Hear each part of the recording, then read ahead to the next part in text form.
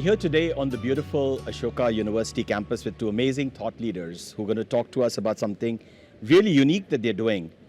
Now, we know how big and daunting the scale of our social problems are. And we had this irritating impatience from all our NGOs on how they're going to solve them. Now, in the private sector, we have these amazing universities which are churning out great competent people. In the US, we have Harvard, MIT, Stanford. In India, we have the IITs and the IIMs, which are equipping great leaders with tools to solve problems that are, private sector oriented. But yet, in the social sector, who is equipping all the leaders to solve these big social sector problems? And that's the question that these leaders are helping address. So let me introduce you to our thought leaders of the day. Kash Rangan is one of the senior-most professors at Harvard Business School, widely regarded as a global marketing guru. He's also credited to be the co-founder of one of its path-breaking initiatives called Strategic Perspectives in Not-for-Profit Management. Now, this course has focused on training over 2,500 social sector leaders since 1995. Kash's research focuses on issues that are plaguing 4 billion people living at the bottom of the pyramid. My other thought leader for the day is Vikram Gandhi, who, like me, is a former banker. He ran Morgan Stanley in India, was vice chairman of Credit Suisse. He is now senior advisor to the Canadian Pension Plan. However, he's here today because he does more interesting things with his time, which includes teaching at the Harvard Business School. He also runs a social impact fund, Asha Impact, and sits on the boards of many other interesting companies like Janalakshmi. Gentlemen, it's an honor to speak to you, and I must say I'm somewhat intimidated to be in the company of two intellectual stalwarts. Kash, let me start with you. You're here to train 68 exceptional social sector leaders in really to impart to them the art of equipping themselves with tools to solve social sector problems. However, the origin of this idea lies in something that you and a legendary banker came together to do in 1995. Can you tell us a little bit about the origin of the concept? The origin of the concept as a social enterprise initiative, Amit, as you pointed out, started with John Whitehead, who's an alumnus of the Harvard Business School, very generous supporter. And when we got together, along with the dean at that time, John MacArthur, the whole idea was we know a lot about what leadership and management is all about in the commercial sector. Can we bring similar disciplines to the social sector? And what we discovered was the social sector is very different, but you don't have to start from scratch because there is some knowledge about the commercial sector, but it's not a straightforward adaptation. What we really needed to do was work with the social sector leaders, study what their opportunities and challenges were, build up a ground-up theory in the sense they informed us as to what their opportunities or challenges were and where the framework applies and where it does not apply.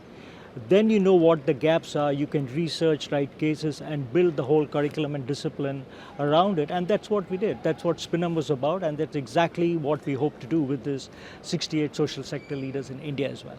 And did you for a moment ever imagine that this program would result in training 2,500 social sector leaders? Pretty much, when I look at the resume of any social sector leader of any large NGO from the US, it's tough to find someone who hasn't walked the halls through this program. Did you at that point of time really imagine that this would become pretty much the anchor program for social sector leadership in the US? No, we didn't. So, but the whole point is the process led us to that. In the sense when the social sector leaders come to us, the first batch only had about 60 leaders. Now we have consistently 150 leaders, nearly 200 apply to get in. But if we are informed and listen carefully to them, which is the typical HBS method of doing a case study on the challenges and issues and being informed by it and then driving your research around the challenges, then it becomes the number one program. That's exactly the process that led us to these 2,500, now actually 3,000 leaders from the NGO world, nonprofit world, who all come to the halls of the Harvard Business School. Vikram, turning to you, I think one of the really interesting things I know that you've personally contributed to bringing this program to India is Indianizing it. And it'd be great to hear from you. What does the Indian version of this program look like, and why do you think it was important to Indianize it? Well, I think the most important reason to Indianize it so that when we're in the program, people don't say, well, that works in America but doesn't work here. So that was the overarching thing is, we are all Indians of Indian background. We know that that's always the thing, udhar nahi chalta, yahan kyun chalega? Udhar chalta, yahan ka nahi chalega. So the idea was that how can we take the framework that Kash just mentioned and develop case material that is very much customized to the program. So, under Kash's leadership and my assistants and a few other professors, six of the cases that we're teaching in these 3 days are new. 2 of them have been taught once before and 4 are brand new.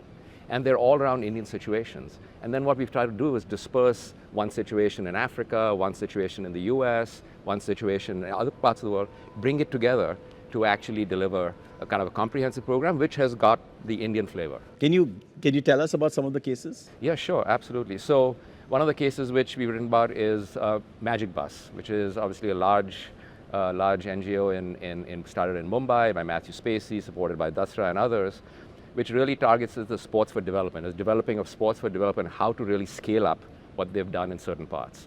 We taught a case, Kash in fact just taught a case this afternoon on Sampak Foundation, which is Vineet Nair's foundation, again, focused on how to bring innovative methodologies to teach first to third graders in Chhattisgarh, as well as in new states that he's looking at like Jharkhand and Haryana.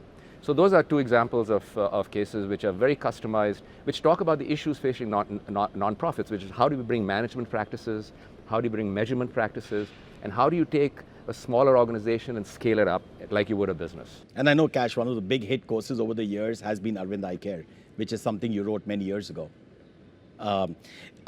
Kash, when you talk to some of these 3,000 alumni, what are the kind of stories you hear about what is it that they have done different because of having gone through this program? So that's a very interesting question, Amit. So usually you would expect them to say, these were the tools and techniques that we went through the program, I've applied that formula, the equivalent of here is the discounted cash flow. Surprisingly, that's not what they say. What happens is when the social sector leaders come in, 150 of them, or in this case, I hope the same thing happens, 68 of them come into this room. And when we start discussing their own challenges and issues, strategic challenges, but in a very inductive way, in the sense that the professor is not telling them these are the 3 things you do, but it's rather to say this is the problem, let's roll up our sleeves and collectively try to solve the problem. What happens is they take away 1 or 2 critical ideas from each case. They don't take a checklist, they take 1 or 2 critical ideas. Over the course of the program, they might take 2 or 3, and that stays in their mind. It's a transformative process shaped by the process and the entire peer group, not just the instructor. And that thing stays in the mind, and years later when I meet them, they will say, this is the idea which you folks taught me in the program that changed my life. We look back and say, we never had that in the program, but it so happened the process leads to that, and it's the transformative change process that comes from within, and that's the beauty of the program. That's terrific. Now, with the benefit of hindsight, you seeded this program in 1995, and 2 decades down the road, it's turned out to be really exceptional. You're starting this program now in India, and so with the benefit of hindsight, what's your vision for this program? You're starting with 68 today. If you look at the next 10 years, what do you think this program is capable of achieving for the Indian social sector for the next 10 years? So what we would really like to happen, Amit, is the numbers are the minor question. Whether it is 75 every year or whether it's 150, that all depends on the capacity and how we scale. So I'm not concerned about that. Over the next 10 years, what we really want this program to do is, through the engagement of these, 750 or 1,500 leaders, we will shape frameworks where the leaders collectively come together, and there'll be 3 or 4 frameworks which will really change the way they approach the social sector problems and the challenges. That's what has happened with Spinum, in the sense that these are collective frameworks on how do you measure impact, how do you titrate, where do you draw the line between proximate measures of impact and outcomes, how do you really formulate strategy in terms of you have a big mission, how do you boil it down to something operational. These are all practical frameworks that have come out of the program. And I'm hoping that over the next 10 years, these 1,500 leaders collectively will shape 3 or 4 important ideas which will change the way these leaders approach their work and really have transformative impact on the sector and the beneficiaries with whom they're dealing with. Thanks. Vikram, do you think programs like this can actually attract new talent into the sector and really raise the flows that we are seeing of talent into the social sector and help therefore, in many ways solve problems at a different level? I think so, and largely because, I'll give an example of myself and yourself actually, which is basically, Amit, that you've had the business experience, you've had successful careers like you have, and then what can you do with that career to actually make a massive difference at scale? And I think part of the reason I've got involved with teaching at Harvard Business School is really what we bring, what they call at HBS kind of the practitioner approach, if you will, which is that you've been working for 25, 30 years and you learn about all these things we talk about, how to manage stakeholders in the case of nonprofits, be the government and foundations and local panchayats and the whole spectrum of. So I think that if you can actually show people that, look, you can use your business skills, whatever you may have done in the past, whether it's be for 5 years, for 2 years, or 35 years, there's actually an ability to take that and put it into a very, very productive way by using the same business principles. In fact, the question you just asked, Kash, the interesting thing is that I did my MBA there 30 years ago. And I still think of that 1 or 2 things I learned in the class which were not really taught to me, but came out through the discussion. And they stick with you. That's the beauty of the case method. And so I think the more we can do that here, I think a lot of the people in the class today have never really done the case method before, but I'll tell you, we've done this now just for a day. The enthusiasm and the participation and the debate was really high quality. I felt I was back in Boston. So it was actually fantastic from that perspective. So I think the more you see that and put people through it, I think there'll be more of a catalytic kind of exponential impact, I think. I think that's a perfect cue for my last question to both of you. Kash, I know this from personal conversations I've had with you going back when this idea first germinated, that many professors involved with this program, you included, make personal, monetary, and time sacrifices. These are some of the best professors at Harvard Business School to teach this program. And I know that's never publicized. And I know, Vikram, in your case as well, you could do many other things with your time, and you're spending a lot of time in the social sector.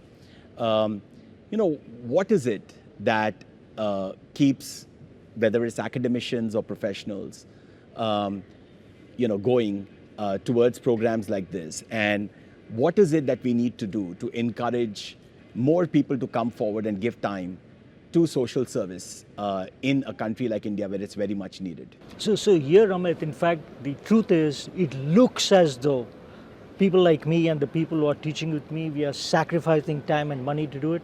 Completely wrong. The amount of knowledge, the amount of research, the amount of thinking that comes out, this is an intellectual challenge. I'm not doing this as a social service for humanity. I'm doing this because managing the social sector and getting it right and doing it effectively, efficiently, and achieving systemic change is a hard academic problem. It interests me. That's why I'm in the business of academic, because these are the problems I like to solve. I'm lucky, I'm privileged that I have the opportunity to work in this sector. The wealth that I gain is far surpasses everything else. And that's the reason that my colleagues who work with me, they do it. Externally, it might appear like a sacrifice. It's not. It's a pleasure. That's why we are in India. I'm hoping the next 10 years will be just as rich, and I'll gain as much. I gain as much from the participants as I hope they gain from me. I know I'll gain a lot. I hope they gain something from this program. That is what I've heard. Most people who work in the social sector say that it's as much about getting as about giving. Yeah, Vikram? Absolutely. I couldn't agree more. And so if you take it from a practitioner perspective, I think, just it's kind of a motherhood and apple pie, but the fact is that the more involved you get in these things, the more you want to get involved. So just like what Kash said, I don't feel that I'm over here as an opportunity cost or a sacrifice or anything. I've actually, just in the last day, interacting with leaders of the field, I've learned a lot myself. And just like Kash, from an academic perspective, his focus is on research and so my focus is how can I bring running billions dollar companies, how can you bring those principles to running a social enterprise? And so if you bring both those things together, just to the people who don't do this or who just write checks, etc., all I would say is that, you get your hands dirty a little bit. It's like, it's like a little bit of appetizer. You can't leave the dining table after that. So I would just tell them to maybe take a little bite. That may be the way to go. Kash and Vikram, thank you so much, not just for doing this interview, but for the enormous amount of investment in this program. I know that it'll have an amazing ripple effect on India's social sector, for which I know down the line every Indian will be deeply grateful for. Thank you again. And from the campuses of Ashoka University, this is Amit Chandra thanking you for listening to this interview.